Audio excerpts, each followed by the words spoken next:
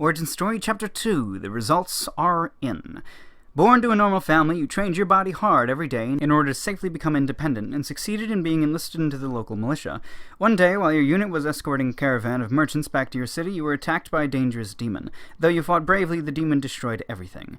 Knocked off a cliff, you landed in the forest as the lone survivor. Hovering between life and death, you struggled to survive. It was then that you met the mysterious shaman of the forest, who took you in hand and taught you how to master the forces of nature. And it was then that the wilderness became your home. Granted talent, Spirit of the Wild Hunt, Level 1. Effects, plus 1.5% defense from leather and cloth armor, plus 1.5% to dodge, plus 2 perception, plus 5% to damage with nature talents, plus 2% to perception. That's not that important, whatever. After looking over my origin story, I'm shocked to a silence. However, even though my mouth can't utter a word, in my mind I'm yelling, "No! How did I end up with this scout-like talent? I shouldn't have answered random for everything after all. Or was it my talents? Was it because I took sharp sense? Or is it scavenge? I want to redo it. I really want to delete this avatar and redo it all, but right now I'm in the unique instance, so I can't." I breathe out, I breathe in. Okay, I'm calm now. It can't be helped. I took character creation too lightly and didn't plan my character out well, throwing in whatever I liked without thinking too hard about it, and that's how it ended up like this.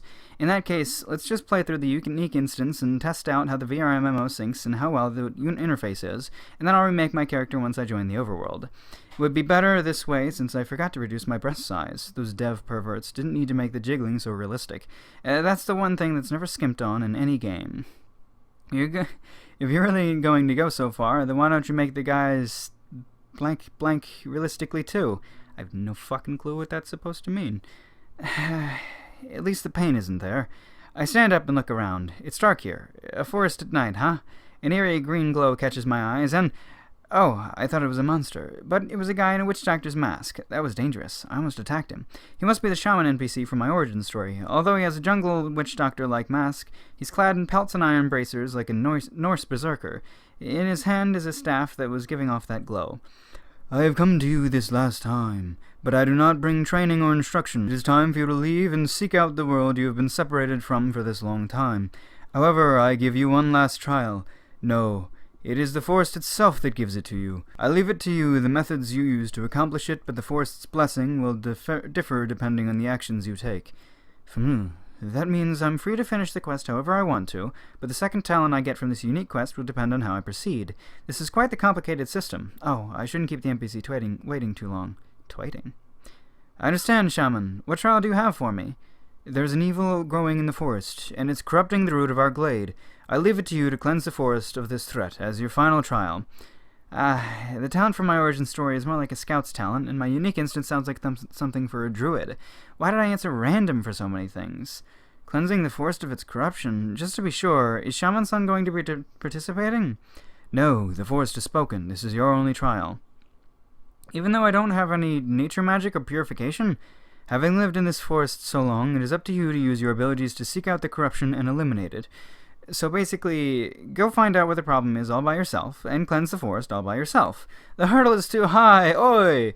What the heck? If only I had taken wild sense or healing magic or something. Wait, aren't I getting a little ahead of myself? Let's think about this. Even someone with absolutely no magic talents like me can get into a unique instance like this. The game advertisement says that it's not their game, it's my game. Instead of meaning that I can do whatever I want, does it mean that the game becomes a game specific for me? Even if this unique instance seems like it's made to support people who take druid-like talents, that doesn't mean that I have to play it that way. No, with so much freedom in front of me, I shouldn't play it that way. I'm disappointed with myself. Even though I started this game because I wanted something completely different from other games, in the end I just tried to play it like all the others. To think being a gamer was such a handicap in this circumstance. Shaman-san coughs. Sorry, I got lost in my thoughts. "Understood, Shaman-san. I will do things to the best of my abilities." Shaman-san bowed towards me. "I'm sorry I cannot go with you, despite your hesitation. For your sake, I will give you this blessing." Mumbling some sort of chant, the glow off his staff intensified, and all of a sudden I was engulfed in the same green light. It faded, and Shaman-san nodded. "It is done. Do you have any other concerns?" "No. I will see it done." Then, with a bow, Shaman-san disappears in a green flash. "Alright, let's make preparations. First of all, the buff he just put on me is Goodwill of the Shaman. Marks an individual as a friend of the forest. Some hostile animal mobs will no longer attack unless provoked. +5 defense, +5 strength, +5 intelligence. Expires on leaving this unique instance. The items I have are 10 beginner potions, 10 beginner mana potions, beginner's leather armor, style forest walker, inner, outer, bottom, and boots only, and beginner's axe, style forest walker. And lastly, the talents. While just having talents themselves will give you some abilities, as well as adjusting your individual stats, though the developers leave the exact details of their adjustment vague, talents also have skills. As you level or evolve a talent, not only will the talent's benefits increase, you can gain new skills to use as well. For my talents, axe, level 1, strength 2 up, Strength 2 up, endurance 1 up, defense, let's say up. Strength up 2, and endurance up 1, defense up 1, dexterity down 1, wisdom down 1, intelligence down 2. Increase accuracy and damage to attacks made with axes. Bolstered endurance level 1, and endurance up 2.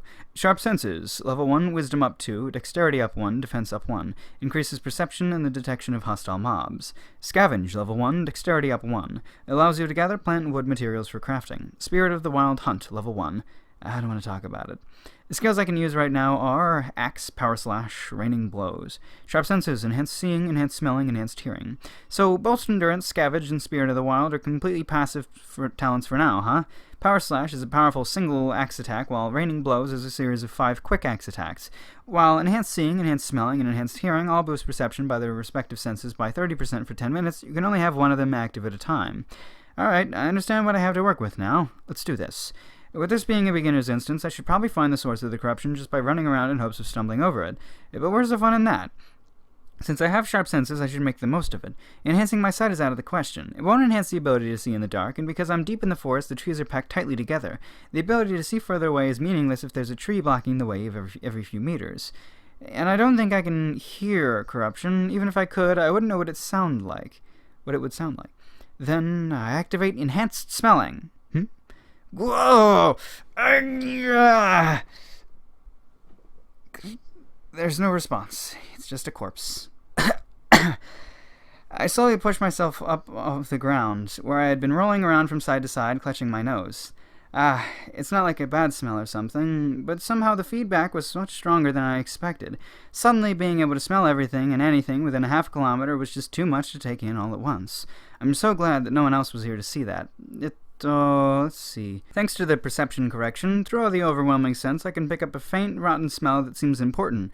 The direction is... It's this way. I take off running through the forest, trying to dodge trees. I'm not used to an avatar with this much speed increase, but after bowling through a few slender trees while dodging the big, unmoving ones, I get the hang of it. It's actually quite fun. I see why Totoro always plays a speed-based character. The trees thin out as I get closer to the source of the rotten smell, and I can see the pale blue moonlight trickling through them. Otto! I dodge a dark mass that came out from behind me, pulling my axe out as I spin to face it while I skid to a stop. A gigantic wolf draws near, growling faintly. It sniffs at me before drawing back. Its wariness is at max, but it doesn't look like it will attack. Instead, it seems more worried about the direction of the source the rotten smell is in.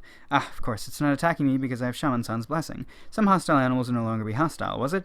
Oi, Wolf-san, yo, you headed to the source of this stink too? It flinched when I spoke to it, but the wolf still made no signs of approaching me. Wanna join me? It growled as I jerked my head behind me, and then it slunk off into the trees. The dark murkiness under the trees swallowed his figure up quickly, so I lost sight of him in just a few seconds. As expected, since I didn't take animal empathy or beast tamer. Maybe I should have fought him anyway for the XP. Though I can still track the wolf by scent, I decided to let him go. I'm going to delete this avatar anyway, so let's just hurry up and finish this unique instance. Since I think that the source of this rotten smell is pretty close, I approach the edge of the tree line cautiously and peer out. Before me I saw a lake that you would see at a background of some painting of fairies or elves, all lit with magical-looking blue glow from the moon. Despite its large size, the lake is mostly shallow in depth, and an island gently sloping out in the middle of it. If you look closer, you can see the natural rock arches and caves in the lake where the bottom of the lake suddenly drops out. There's a giant bear fighting an eldritch horror on the shore near me. I didn't need wild sense. I probably didn't even need to activate enhanced smelling to be able to find this. Oria! With a yell, I launched myself at the creepy black tentacles that seemed to be made of shadows or smoke or something.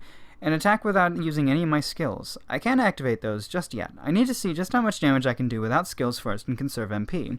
Although it looks like it's made of shadows, I feel a very solid thud as the axe connects. Thank goodness, it's not immune to melee attacks. I think I got surprise attack damage too, but I'm not sure. Either way, the massive darkness seems surprised, and it pulls back, startled as I enter the fight. Come on then, let's... Ah! Oi, oi, oi, the bear's attacking me too? Time out. Ah, no good. Shaman-san, a stronger blessing next time, please. The bear's claws miss me by a centimeter to dig a gouge deep into the ground.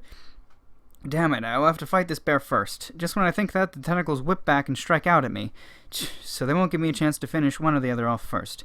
Dodging the bear, dodging the shadow thing, it's kind of hard to get any good hits on either of them this way. Grrrr! Oh, knock it off. Power slash, Kuma bastard!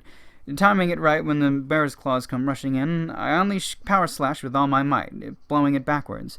This is not something a beginner in VRMMOs can pull off easily, but even with all the minor differences between games, my experiences in playing axe-based avatars before have made it easier to get the timing down to repel an attack. Just the timing, though. Accuracy and damage are completely up to luck in this early in the game. I'm quite proud of my abilities in reflecting melee attacks with my own attacks.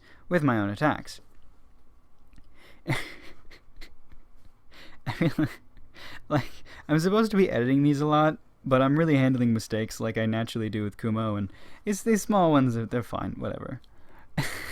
Oops. I gotta upload this today, yeah, so I'll worry about making them better some other day. Wait, where was I? Shit, no, this is bad,